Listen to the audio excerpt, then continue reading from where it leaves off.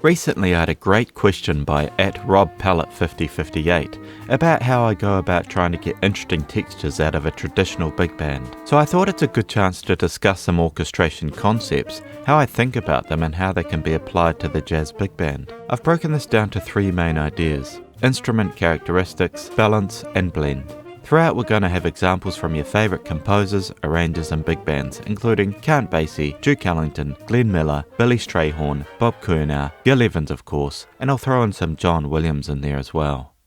Now when you write or arrange a melody, how do you know what instrument is going to play it? Certain melodies will suggest a certain timbre or character. I think this gets easier with experience. One thing I like to do is think about the particular asset or strength of each type of instrument and make sure I take advantage of those qualities. For instance, what instrument or instruments in the big band are best at playing flowing lines? It's the saxophones. This is not to say that other instruments can't play smooth, flowing lines, but it's a particular strength of the saxophones themselves. Here's an example from Duke Ellington's Lady Mac.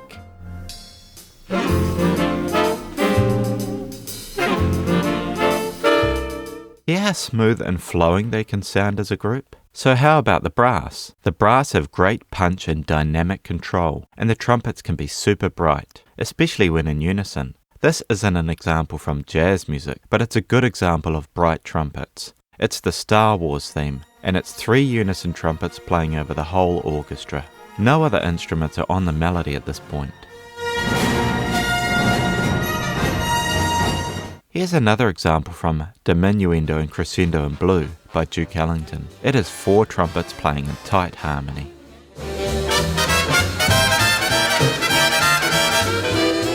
The trombones have tremendous power and punch, but they can also be super rich. Here's an example from Porgy and Bess, Bess You Is My Woman Now, arranged by Gil Evans.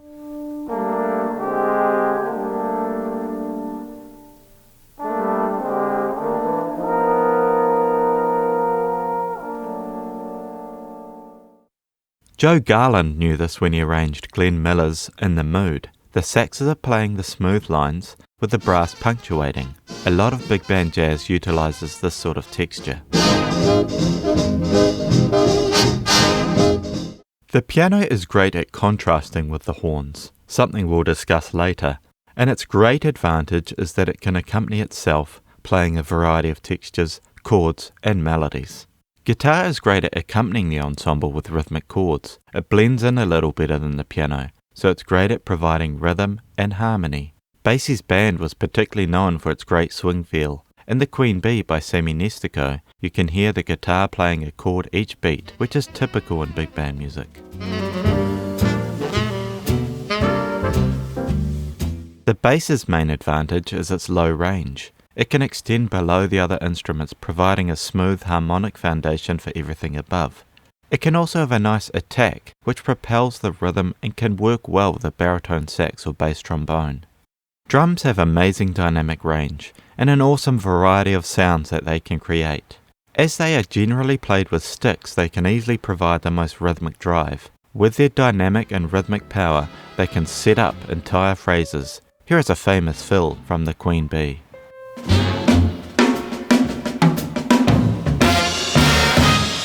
Okay, on to balance now. Balance is about the ability to hear each of the instruments that are playing so that they complement the overall sound. In a big band setting, this is fairly simple as the ensemble groups are generally balanced pretty well. After the drums, the loudest group would be the trombones, and then the trumpets and saxes. I don't think that the trumpets are necessarily much louder than the saxophones as a group. It's just that they are brighter and sit higher in tessitura, which makes them more audible in tutti passages. So generally, if you match the amount of instruments in each section, you should get something that can be balanced. Problems can arise when we get to louder dynamics or uneven groupings. This is because the drums and the trombones have the loudest forte, so if we want to match them with uneven numbers, we need to be careful. For instance, 1 alto saxophone against 4 trombones won't be a good balance, even if the alto saxophone is higher. However, the sax section playing the same melody in octaves or unison would be a good balance, and this would even stand up to the trombones and trumpets as well. This is actually a segment from The Queen Bee. Have a listen to it.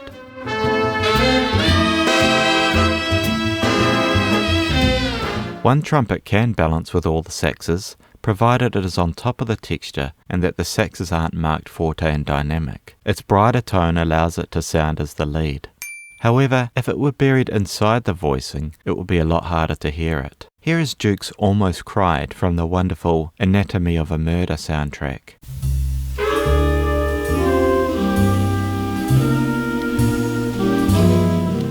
In terms of getting the rhythm section to balance with the horns, generally this isn't too much of a problem, as the contrast and sharp attack of the piano helps it to stick out, and the different rhythm of the guitar accompaniment helps it to cut through. The drums, of course, are loud enough on their own. The only time you really need to watch out for the piano and guitar is in loud shout choruses. It's common for the piano not to play in these moments, as the texture can be too thick anyway. Nowadays, the guitar is usually plugged into an amplifier, which can be turned up.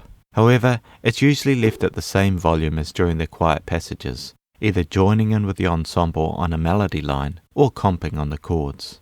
This leads me on to blend. Blend and balance obviously have a lot to do with each other, as contrasting sounds won't need as much volume to stick out from the rest of the ensemble. This is why the piano in the big band will often play between loud passages by the horns or tinkle over some smooth background figures. Here's the Queen Bee again.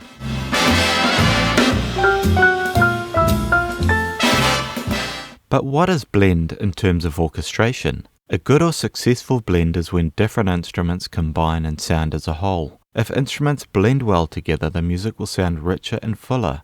But the disadvantage of this is that the music can become cluttered. Whereas when instruments don't blend, the music will sound thinner, but the advantage of this is that we can keep different parts of the music distinct and clear. I'll show you what I mean. Generally, instruments that sound similar or that are from the same family will blend well together. Here are two trumpets in harmony.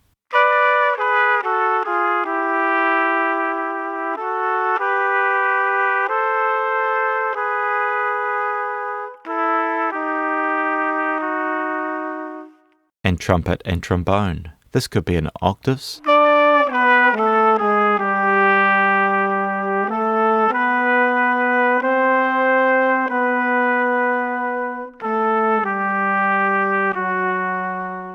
or in harmony.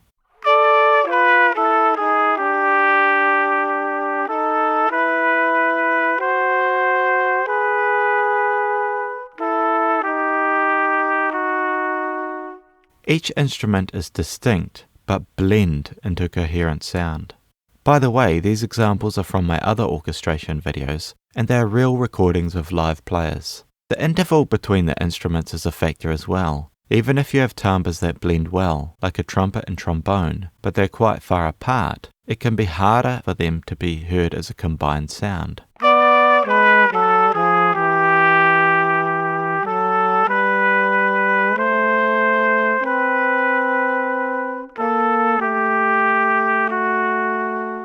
This is one of the reasons a lot of big band jazz utilizes close position harmony on melodic lines. It has a pleasing, thickened line sound. Let's try an instrument from a different family, a trumpet and an alto sax. How well do you think that will blend?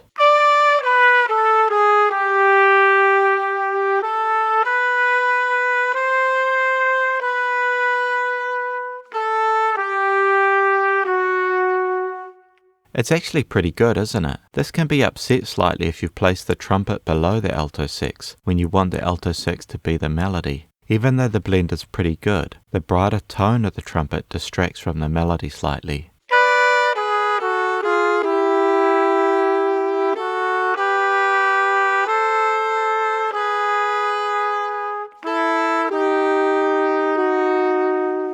The baritone sax is a bit more of a different sound. Here it is with the trumpet an octave below, and you can hear it doesn't blend quite as well.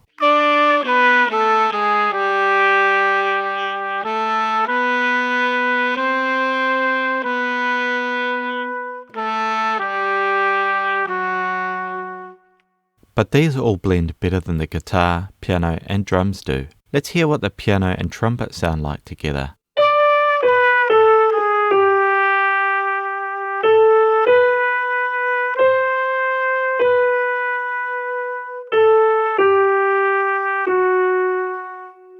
Notice the lack of blend. The piano is just an entirely different instrument with a different timbre, attack, and sustain. And this is the reason in most big band music that the horns play together with the rhythm section accompanying and contrasting. So what's this all about? Well, the point is that we can use blend or the lack of blend to support our musical ideas. So on a loud tutti we'll have all of the brass and saxes playing together so it's a big rich homogeneous blend. And if we want things to sound thinner or clearer, we can use sounds that don't blend as well. Here's an example. It's Royal Garden Blues, arranged by Billy Strayhorn. The saxes, trumpets, trombones and rhythm section are all playing different rhythms, with a trumpet solo happening over it all. Strayhorn manages to keep some clarity by having each instrumental group distinct.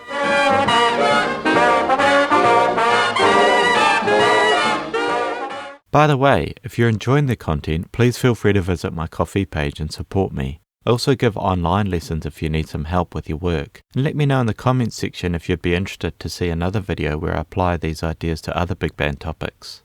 Here's another example which has some mixed timbres. It's from the awesome arrangement of Pat Metheny's tune, It's Just Talk, by Bob Curnow. The main melody is a mixed timbre of trumpet, tenor sax and trombone in octaves. And the saxes and trombones have backing figures, and then the rest of the trumpets come in with another unison melody.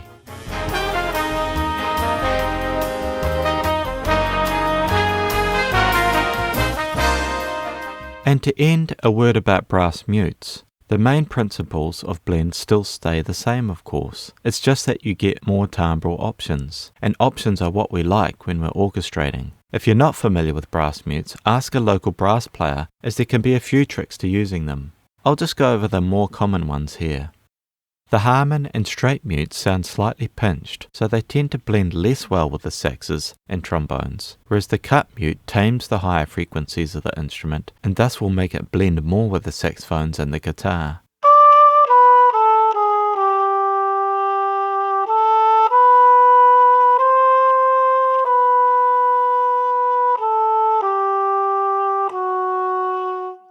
The plunger mute can vary in its blending qualities depending on the technique used when playing it. It can be very raspy to covered and soft. Think about balance carefully when you use brass with mutes. It does drop the volume of the trumpets by quite a bit.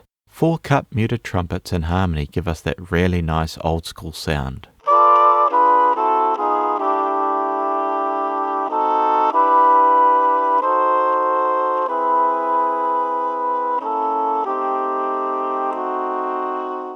You can mix up the mutes within the section, but I would keep one type of mute on the melody and a different one on the others. And generally, I would choose one of the more piercing sounding mutes, Harmon or straight, to play the melody. Here's the example with a straight mute on the melody and cup muted trumpets below.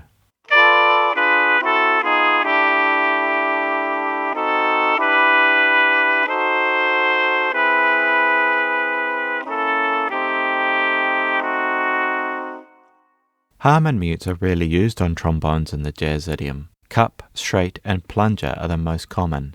Like the trumpet, cup mutes on the trombone can make them sound very nice and warm. Mutes are a great way of bringing the volume of the trombones down and gives us more timbral options.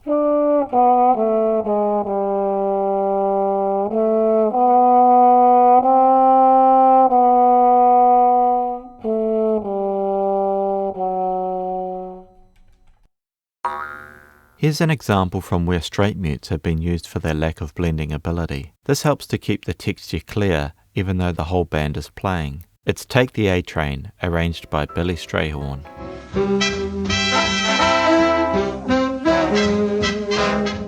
And that's the end. I hope you enjoyed that. Please leave me a comment if you got any questions.